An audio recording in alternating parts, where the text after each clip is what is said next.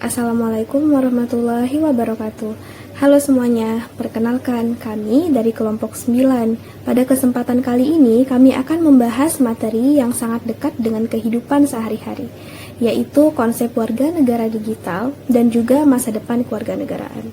Terima kasihnya kami kepada dosen pengampu mata kuliah kewarganegaraan, Bapak Fikri Jaka Pratama SPC MPC, dan juga teman-teman yang sudah bersedia mendengarkan presentasi kami pada hari ini.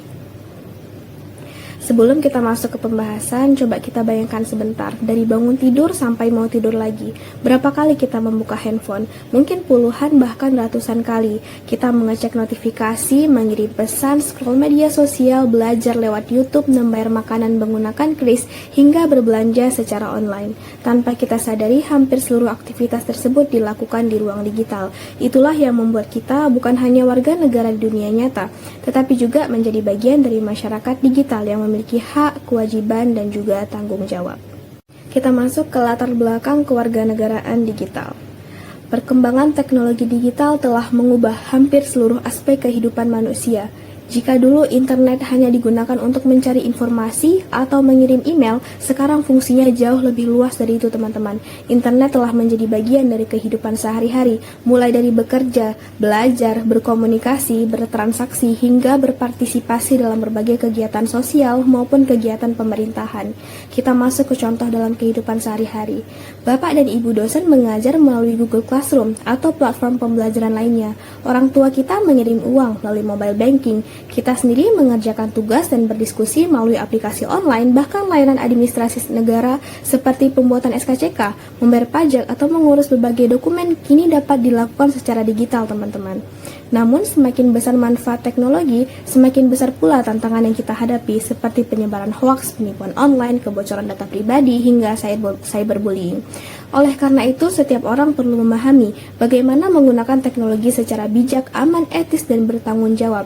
Disinilah konsep kewarganegaraan digital menjadi sangat penting, agar kita tidak hanya menjadi pengguna teknologi yang cerdas, tetapi juga mampu menciptakan ruang digital yang positif, aman, dan bermanfaat bagi semuanya. Lalu sebenarnya siapa yang disebut warga negara digital?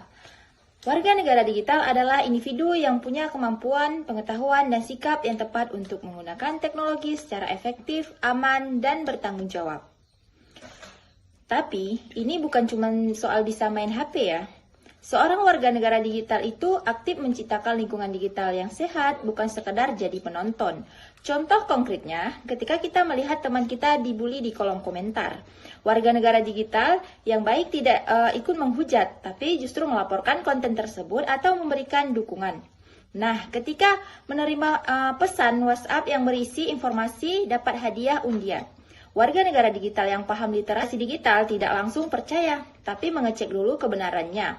Jadi, kewarganegaraan digital itu bukan hanya soal kemampuan teknis, tapi juga soal karakter dan tanggung jawab sosial. Selanjutnya ada elemen kewarganegaraan digital. Jadi ada 9 elemen yang membentuk kewarganegaraan digital ini. Kami akan bahas satu persatu lengkap dengan contohnya, supaya lebih mudah dibayangkan. Elemen 1 yaitu akses digital. Nah, akses digital ini soal kesempatan yang setara bagi semua orang untuk bisa menggunakan teknologi dan internet. Contohnya, anak-anak di kota besar mungkin gampang dapat wifi cepat, tapi anak-anak di daerah 3T, terdepan, terluar, tertinggal, masih kesulitan sinyal untuk ikut belajar online. Itu contoh kesenjangan akses digital. Yang kedua, yaitu komunikasi digital. Nah, komunikasi digital ini adalah kemampuan berinteraksi secara efektif dan sopan di berbagai platform online.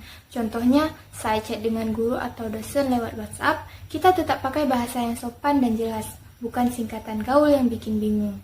Yang ketiga, yaitu literasi digital.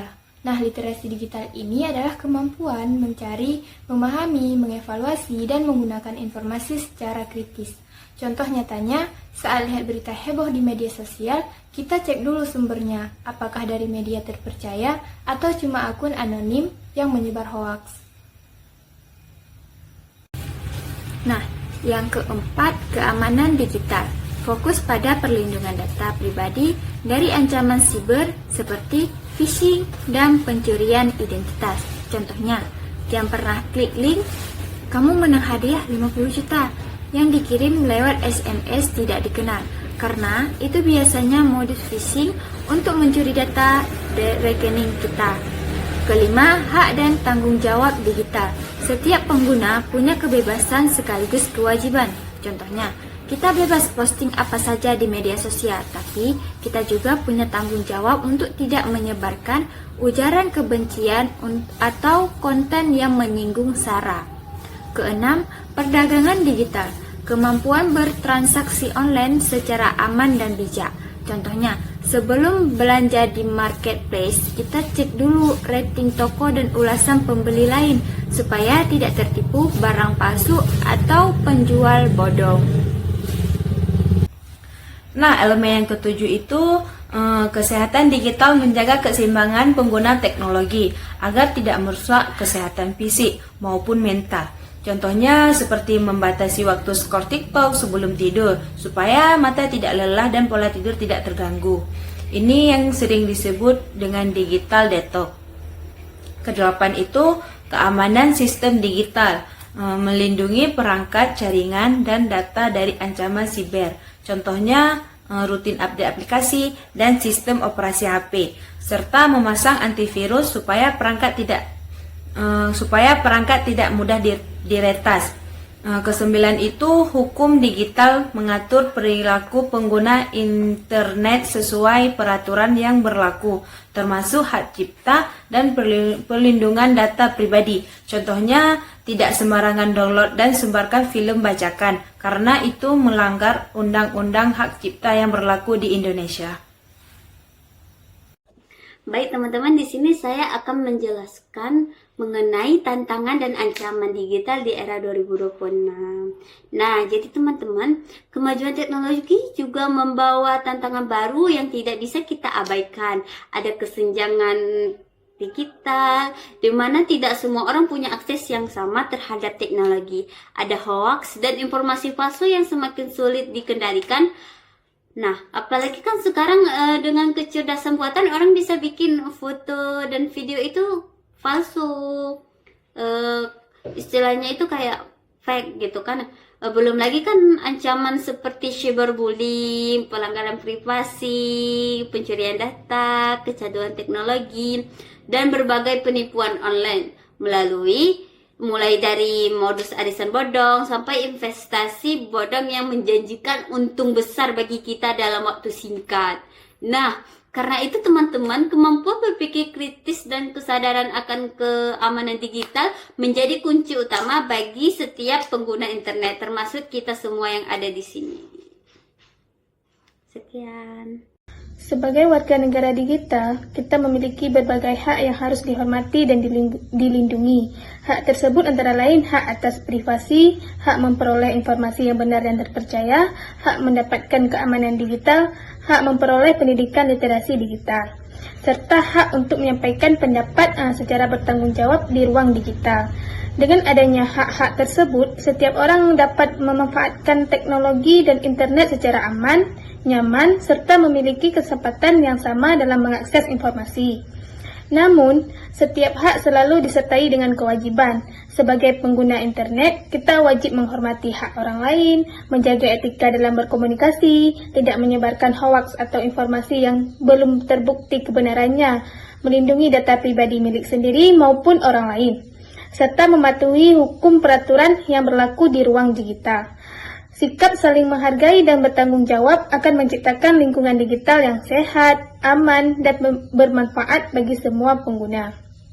Contohnya, kita memiliki hak untuk mengunggah foto liburan di Instagram atau media sosial lainnya. Namun, kita juga berkewajiban menghormati privasi hak orang lain yang ada di dalam foto tersebut, misalnya dengan meminta izin terlebih dahulu sebelum mengunggah video atau menandai tag wajah mereka. Dengan menyeimbangkan hak dan kewajiban, kita dapat menghargai warga negara digital yang bertanggung jawab dan mampu menciptakan ruang digital yang positif. Selanjutnya, saya akan menjelaskan masa depan kewarganegaraan digital. Kedepannya, teknologi seperti artificial intelligence, metaverse, blockchain, dan quantum computing ditambah jaringan internet generasi terbaru akan membawa perubahan besar dalam kehidupan digital masyarakat. Bayangkan saja sekarang kita sudah mulai terbiasa dengan AI seperti ChatGPT untuk membantu proses belajar, atau pembayaran digital berbasis blockchain seperti cryptocurrency. Ini semua membuka peluang besar di bidang pendidikan, ekonomi, dan komunikasi. Tapi di sisi lain, muncul juga tantangan baru soal privasi, keamanan data, etika penggunaan teknologi, dan penyebaran informasi. Karena itu, masyarakat masa depan termasuk kita perlu mempunyai kemampuan berpikir kritis, literasi data, etika digital, dan kesadaran keamanan siber yang jauh lebih kuat dibanding sekarang. Selanjutnya, ada rekomendasi untuk membangun kewarganegaraan digital. Lalu apa yang bisa kita lakukan? Dari sisi pemerintah, perlu memperluas akses internet, memperkuat perlindungan data pribadi, dan meningkatkan program literasi digital untuk seluruh masyarakat. Dari sisi dunia pendidikan, materi kewarganegaraan digital sebaiknya sudah diajarkan sejak usia dini. Jadi bukan cuma pembelajaran TIK biasa, tapi juga soal etika dan keamanan digital. Dari sisi individu, seperti kita semua di sini, kita perlu terus mengembangkan keterampilan digital, menjaga keamanan data pribadi, memverifikasi informasi sebelum membagikannya, dan menggunakan teknologi secara bijak. Intinya, membangun warga negara digital yang kompeten itu butuh kolaborasi antara pemerintah, lembaga pendidikan, sektor swasta, dan masyarakat itu sendiri. Sebagai penutup teman-teman, dapat kami simpulkan bahwa kewarganegaraan digital merupakan kemampuan untuk menggunakan teknologi secara cerdas, aman, etis, dan bertanggung jawab. Konsep ini mencakup 9 elemen penting yang membantu kita berpartisipasi secara positif dalam masyarakat digital.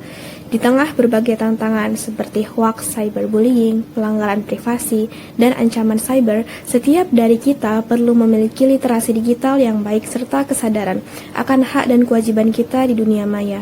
Dengan pemahaman dan sikap yang tepat, teknologi bukan menjadi ancaman, tapi justru sarana untuk meningkatkan kualitas hidup, memperluas peluang, dan mendukung pembangunan masyarakat yang lebih maju. Baik teman-teman, kita sudah ada di penghujung video. Demikian presentasi yang dapat kami sampaikan mengenai konsep warganegara digital dan juga masa depan kewarganegaraan. Semoga apa yang kami sampaikan hari ini jadi pengingat bagi kita semua untuk lebih bijak dalam menggunakan teknologi. Terima kasih atas perhatiannya. Wassalamualaikum warahmatullahi wabarakatuh. Coba bayangkan satu hari saja tanpa internet. Tidak ada WhatsApp untuk berkomunikasi, tidak ada Google untuk mencari informasi, tidak bisa membuka media sosial, tidak bisa juga melakukan pembayaran digital. Bahkan banyak aktivitas belajar dan bekerja ikut terhambat. Tanpa kita sadari, hampir seluruh aktivitas sehari-hari sekarang bergantung pada teknologi digital. Namun, apakah menjadi pengguna internet saja sudah cukup? Ternyata belum. Di era digital, kita tidak hanya dituntut menjadi pengguna teknologi, tetapi juga menjadi warga negara digital yang bertanggung jawab. Lalu, apa sebenarnya yang dimaksud dengan warga negara digital? Mengapa konsep ini menjadi sangat penting bagi kehidupan kita sekarang maupun di masa depan? Mari kita bahas bersama-sama. Warga negara digital adalah seseorang yang menggunakan teknologi informasi dan internet secara bertanggung jawab, aman, cerdas, serta mampu berpartisipasi dalam kehidupan bermasyarakat, berbangsa, dan bernegara melalui ruang digital. Menjadi warga negara digital bukan sekedar memiliki akun media sosial atau aktif menggunakan internet setiap hari. Lebih dari itu, kita harus mampu menggunakan teknologi secara bijaksana. Artinya, kita mengetahui hak dan kewajiban sebagai pengguna internet. Kita juga mampu menyaring informasi sebelum mempercayainya, menghargai pendapat orang lain ketika berdiskusi, tidak menyebarkan berita bohong, menjaga keamanan data pribadi, serta menggunakan teknologi untuk hal-hal yang bermanfaat bagi diri sendiri maupun masyarakat. Dalam konsep kewarganegaraan digital, terdapat beberapa aspek penting.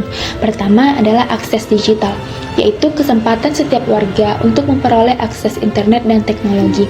Kedua adalah literasi digital, yaitu kemampuan memahami, mengevaluasi, dan menggunakan informasi secara benar. Ketiga adalah etika digital, yaitu bagaimana kita berperilaku sopan, menghargai orang lain, dan bertanggung jawab ketika berinteraksi di dunia maya. Keempat adalah keamanan digital, yaitu melindungi akun, data pribadi, serta menghindari berbagai ancaman siber.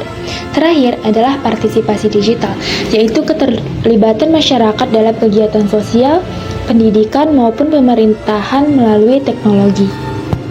Konsep warga negara digital sebenarnya sudah kita jalani setiap hari, meskipun seringkali kita tidak menyadarinya.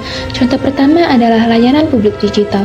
Saat ini, masyarakat dapat mengurus berbagai administrasi secara online, seperti mengakses layanan kependudukan, membayar pajak, mendaftar BPJS, hingga menyampaikan pengaduan kepada pemerintah melalui aplikasi digital. Semua itu membuat pelayanan menjadi lebih cepat, mudah, dan efisien. Contoh kedua adalah pendidikan digital. Mahasiswa kini dapat mengikuti kuliah daring, mengakses jurnal ilmiah dari berbagai negara, mengikuti webinar, hingga memperoleh sertifikat internasional hanya melalui internet. Kesempatan belajar menjadi jauh lebih luas dibandingkan sebelumnya. Contoh ketiga adalah partisipasi masyarakat. Media sosial bukan hanya tempat hiburan. Media sosial juga menjadi ruang untuk berdiskusi mengenai berbagai isu publik, menyampaikan aspirasi, memberikan kritik yang membangun, bahkan ikut mendukung gerakan sosial dan kegiatan kemanusiaan. Contoh berikutnya adalah transaksi digital. Saat ini kita menggunakan mobile banking, dompet digital, atau pembayaran kris. Kita juga sedang menjadi bagian dari masyarakat digital yang memanfaatkan teknologi dalam kehidupan ekonomi. Namun, semua kemudahan tersebut harus diimbangi dengan tanggung jawab. Misalnya, kita tidak menyebarkan informasi palsu, tidak melakukan ujaran kebencian, menghargai perbedaan pendapat, dan selalu menjaga etika ketika berkomunikasi di internet. Walaupun teknologi memberikan banyak manfaat, dunia digital juga menghadirkan berbagai tantangan yang tidak bisa dianggap remeh. Tantangan pertama adalah penyebaran hoaks atau informasi palsu. Informasi yang belum tentu benar dapat menyebar dalam hitungan detik. Jika masyarakat tidak mampu memverifikasi informasi, maka hoaks dapat memicu kesalahpahaman, bahkan konflik. Tantangan kedua adalah keamanan data pribadi. Saat ini, banyak kasus pencurian akun, penipuan online, hingga kebocoran data akibat lemahnya perlindungan terhadap informasi pribadi. Karena itu, setiap pengguna internet perlu menggunakan kata sandi yang kuat, mengaktifkan verifikasi 2 langkah, dan tidak sembarangan membagikan data pribadi. Tantangan berikutnya adalah cyberbullying atau perundungan di dunia maya. Komentar negatif, penghinaan, maupun penyebaran kebencian dapat memberikan dampak psikologis yang serius bagi korban. Selain itu, masih terdapat kesenjangan akses internet antara daerah perkotaan dan wilayah terpencil. Hal ini menyebabkan tidak semua masyarakat memperoleh kesempatan yang sama untuk menikmati manfaat teknologi. Oleh karena itu, literasi digital menjadi kemampuan yang sangat penting. Literasi digital membantu masyarakat berpikir kritis, mengenali informasi yang benar, memahami etika bermedia sosial, serta menggunakan teknologi secara aman dan bertanggung jawab. Perkembangan teknologi akan terus mengubah cara masyarakat berinteraksi dengan negara. Di masa depan, berbagai layanan publik diperkirakan akan semakin terintegrasi secara digital. Identitas digital nasional akan mempermudah masyarakat mengakses berbagai layanan hanya dengan satu akun resmi. Teknologi kecerdasan buatan atau artificial intelligence akan membantu meningkatkan kualitas pelayanan publik sehingga menjadi lebih cepat, akurat, dan efisien. Bahkan, beberapa negara mulai mengembangkan sistem pemungutan suara elektronik atau e-voting yang memungkinkan masyarakat memberikan suara secara lebih praktis dengan tetap memperhatikan aspek keamanan. Namun, secanggih apapun teknologi yang digunakan, keberhasilannya tetap bergantung pada kualitas sumber daya manusia. Masyarakat harus memiliki karakter yang jujur, bertanggung jawab, kritis, menghargai orang lain, serta mampu menggunakan teknologi untuk kepentingan bersama. Dengan kata lain, masa depan kewarganegaraan tidak hanya ditentukan oleh kemajuan teknologi, tetapi juga oleh bagaimana kita memanfaatkannya secara bijaksana. Menjadi warga negara di era digital bukan hanya tentang mampu menggunakan internet. Lebih dari itu, kita dituntut untuk menjadi pribadi yang bertanggung jawab, memiliki etika, berpikir kritis, menghargai perbedaan, serta mampu berkontribusi secara positif bagi masyarakat. Setiap unggahan, komentar, dan tindakan yang kita lakukan di dunia digital memiliki dampak bagi orang lain. Karena itu, mari menjadi generasi yang tidak hanya cerdas menggunakan teknologi, tetapi juga bijaksana dalam memanfaatkannya. Sebab, masa depan kewarganegaraan Indonesia berada di tangan generasi digital, yaitu kita semua. Terima kasih telah menyaksikan, sampai jumpa pada pembahasan berikutnya.